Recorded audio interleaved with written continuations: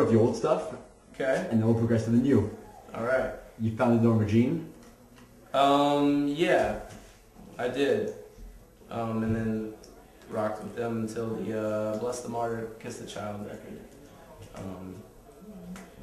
And then they continued on to write great music. And then I started the Chariot. What do you think about how far they've come, Norma Jean? Oh, I love it. We're all really good friends. They're still from the same town as us, Atlanta, Georgia, United States. And so yeah, it's super, you know, obviously being friends and stuff. I mean, I love where they've gone. And anytime, I mean, they've taken us on tour, you know, so I mean, they've done, you know, they've definitely been bros to us and helped us along. And just recently they did a Mexico tour, and I guess their singer got like real sick or something, so they called me up and was like, hey, would you want to fill in for the rest of this tour? And I was like, okay. So the next day I was on a plane to Mexico, and it was fun because you know, I hadn't been on the same stage with them doing the same songs. And we did like 4 songs that I had written with them from Bless the Martyr, and then total we did about 12 songs, so I had to learn a lot of lyrics, but it's okay because I'm kind of a quick study. So, What is love to you? love? What is love? Man, that's deep, huh? Well, I have a wife, and that's definitely love. To explain it, I'm not sure, but it's definitely something that that is real and is tangible and is able to be grasped. I myself am a Christian, and so obviously I think, you know, God is love, and I think there's a lot of good that can come of love. To define an actual this is love, I think that is part of what love is. It's something that's beyond words, it's beyond description. You know what I mean? People that have it for another human being, or for God, or for their beliefs, or whatever the case may be, I think they know it's real, they know it's tangible, but I do think it's kind of beyond words, you know, especially in a, you know, little 2-minute dialogue that I would be able to have. So, you know, there would have to be like books upon books written, I guess, to really describe it. You know? I mean, how would you describe the love you have for your fans? How do I describe that? Yeah.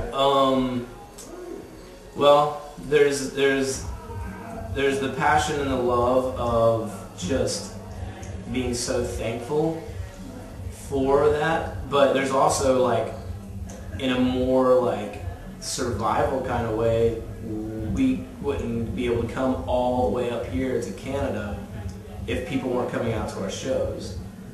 Financially, as much as I hate to mix, you know, the politics of finances with rock and roll, but it's just true. And so there's the love of, like, the appreciation, which is very high and very real.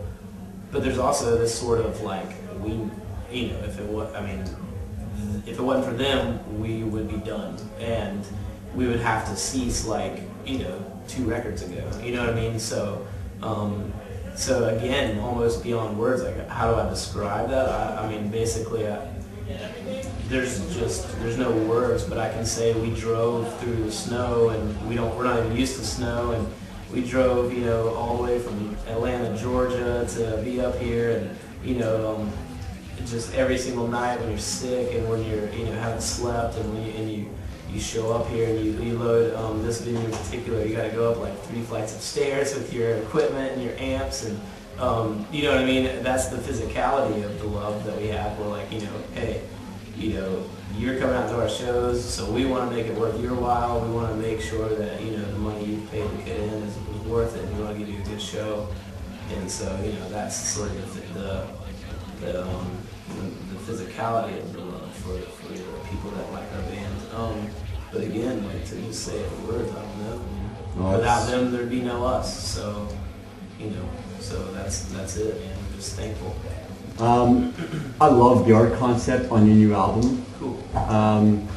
Where did you know, the inspiration to do that come from? I'm not sure. That came from a guy named Ryan Clark, who's done all of our album art.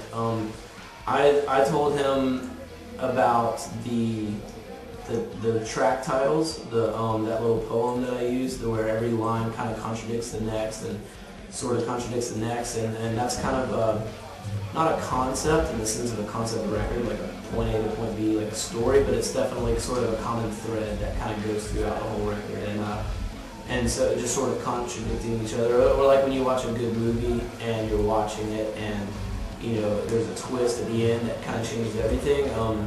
The attempt is to write lyrics that are somewhat like that, sort of, you know, there's kind of these contradicting themes or whatever, you know, that kind of balance out or whatever. And so this guy Ryan Clark, who did it, he's the one that actually suggested, why don't we have these pictures, these really old pictures, but have some of these little kind of technologies, little light bulbs or whatever, you know, that couldn't exist because these pictures are so old looking, and so that would be a contrast. And another way it kind of came up is our label is really pushing us to put us in the record, our faces and stuff, and our you know, like a posed picture.